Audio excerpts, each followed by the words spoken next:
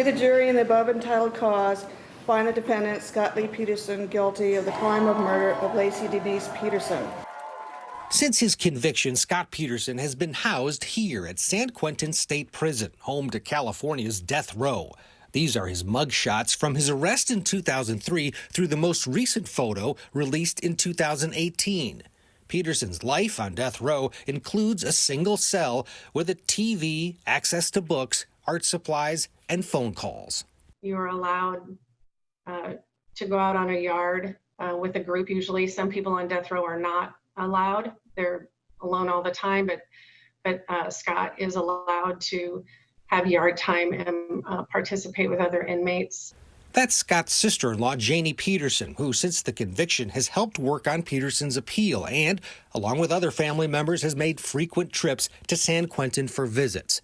Jackie Peterson, Scott's mother, who was on oxygen at the time of Laci's disappearance, passed away in 2013, believing up until her death that her son had been wrongly convicted. Lee Peterson, Scott's father, is still living in San Diego. He's doing okay. Unless you understand how heavy this injustice is, it's hard to understand how he's doing. But given the circumstances, he's doing well.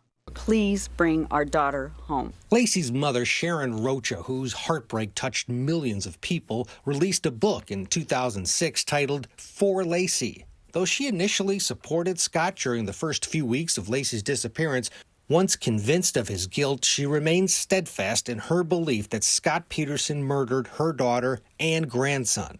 In 2008, she told the Modesto Bee how life has changed forever. I've realized that so many things that seemed to be so important before just aren't important. My daughter conducted this morning. She's 8 months pregnant. The 911 call to police was made by Laci's stepfather, Ron Gransky. He was a steady voice of strength for the family. At one time, he was very close to Scott, but also was convinced of his guilt. But justice was served. Ron Gransky died in 2018 and is now buried next to Laci and Connor, as is Laci's biological father, Dennis Rocha, who also passed away in 2018. His emotional breakdown during a news conference seemed to be felt by people around the world. For your continued efforts in finding my daughter. Now we can move forward. Now justice can be done. The attorneys also left a lasting impression on those who followed the trial. Prosecutor Rick DeStasso became a military judge, currently serving in the Army's 4th Judicial Circuit. Dave Harris was promoted to lead deputy district attorney, and prosecutor Birgit Flattinger was elected district attorney of Stanislaus County in 2006 and continues in that role today. Mark Garagos, Scott Peterson's defense attorney, continues to represent high-profile clients. Judge Alfred DeLucchi died in 2008 after battling cancer for several years. We did have a romantic relationship. Amber Fry, the so-called other woman, became the state's star witness at trial. She secretly recorded conversations with Peterson, providing prosecutors with some of the most damning evidence. She is now 45 years old with 2 children. In 2015, she told the Today Show that she has no regrets about coming forward and helping put Scott Peterson away for life. I don't regret anything, and as crazy as it sounds, as what came out and whatnot, that I would do it all over again, because it wasn't about me. There's a missing woman carrying a child that if I had something to say or that would help, without question. Joining me now to talk about Scott Peterson's appeal is Court TV special contributor Ashley Banfield, who knows a lot about this case. Ashley, I want to start about the process. People are like, why does he get some sort of special treatment with the California Supreme Court? He's not getting anything special. It's like the $64,000 question, isn't it, Ted? That when you say you worked on the case and you bring up the fact that there's an appeal, you get a lot of people say, that's not fair. He should just rot in jail. Why does he get an appeal? And the truth of the matter is, this isn't an earned appeal. This is an automatic appeal. If you're going to have the death penalty, you don't get a mulligan. And so it is ingrained in U.S. jurisprudence that if you are handed the death penalty, you will have an automatic appeal. That's something that even happened for the Oklahoma bomber. It's just the way it is. That's how we try to protect against doing the wrong thing. It's automatic. The appellate attorney representing Scott Peterson, Cliff Gardner, he's a wizard. He's going to be focusing basically on three main points. Number one, jurors who said that they were against the death penalty but could look past it. They were dismissed without being interviewed. Secondly, a change of motion was not granted. A change of venue motion. And then three, that boat. Lots to do with the boat. There's the video of the boat that the defense had. They wanted to show it to the jury. It was basically one of their attorneys, a guy by the name of Rafa, was pretending to be Scott Peterson. That's him. And they did the simulation trying to throw over this weight. And, of course, the boat capsized in their simulation in the San Francisco Bay. Judge DeLucchi said, no, it's different. It's a different boat, different condition. No way this is coming in. They're going to argue this is one of those things. In your mind, what's the strongest thing that Scott Peterson has going for him with this appeal?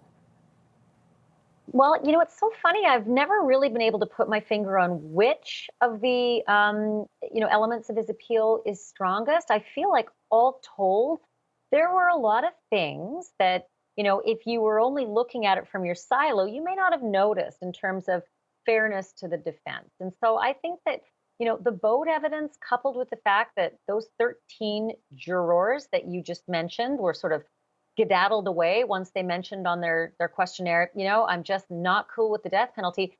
That's not the way it works. You don't just get excluded from a jury because you have an opinion one way or the other. You have to be asked if you could put that aside. And are you able to put aside that thought of yours, that opinion of yours, and be unbiased? Well, they weren't asked that. So if you're Scott Peterson's defense attorneys, you're saying, well, hold on, don't let those guys go. They might actually bring a different kind of bias. Why are we only picking ones that are absolutely hell-bent on saying, I love the death penalty? That doesn't seem fair to my client. So that makes sense to me. It makes perfect sense. The boat evidence makes a lot of sense too, except for the fact that that was a demonstration just done by the defense with no policing of it whatsoever. So that's not fair either. However, the defense on the other side did not take the judge up on his recommendation to do the experiment all over again with everybody present. They said, no, thanks. I think, for their part, they might have said, look, you're only giving us the weekend. It's not enough time. But by the same token, you just can't do one-sided single video representations of something and present that to the jury. It isn't fair either. And then the judge, unfortunately, said to the jurors, well, you can go see the boat. It's in a garage on a trailer. And two of the jurors got in the boat on a trailer. I am an avid yachtsman, and I have been driving a boat my entire life. You do not get in a boat on a trailer and assume that the same conditions will prevail. The judge can say something. He can cure that by saying it's not the same condition, but you shouldn't let the jurors get in the boat because they might get an impression, especially if they're not yachtsmen, this thing wouldn't tip. They might get their own impressions, which are not realistic on water. So I think that was a big mistake.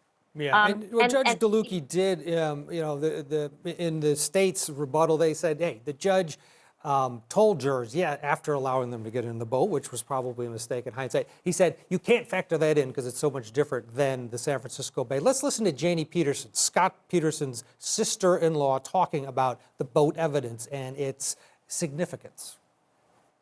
Scott's defense team had created a reenactment of attempting to dump a body out of the type of boat that Scott had, and the back end of the boat actually sank. And the judge did not allow the jury to see that reenactment. Prosecution did perform a reenactment that the jury was allowed to see. Additionally, when you get into deliberations, it was clearly important to the jurors how stable the boat was because the jurors asked to see the boat during deliberations. And when they asked to see the boat, they actually got in the boat. One or two of the jurors got in the boat and kind of tested the stability of it while it was sitting on a trailer in a parking garage. And that's a violation because the jurors are not allowed to conduct experiments. And Ashley, as you know, the appeal is only appealing what happened at trial. It's not new evidence. It's not other things that have come in. That's a habeas, which has also been filed and will eventually be looked at by the state Supreme Court. This is only errors that the defense thinks happened at trial. Bottom line it for us, what kind of chance does he have? Oh, that's so tough. Look, I made my prediction at OJ and then quit making predictions back then.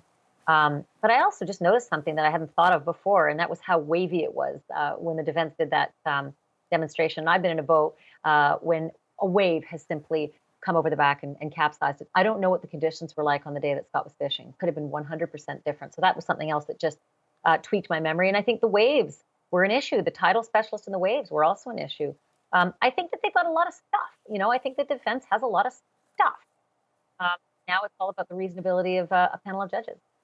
Yeah, absolutely. And they do have someone on their side by the name of Cliff Gardner, who is a fantastic appellate attorney who has a lot of experience, who will be arguing in front of the state court. Ashley Banfield, thank you.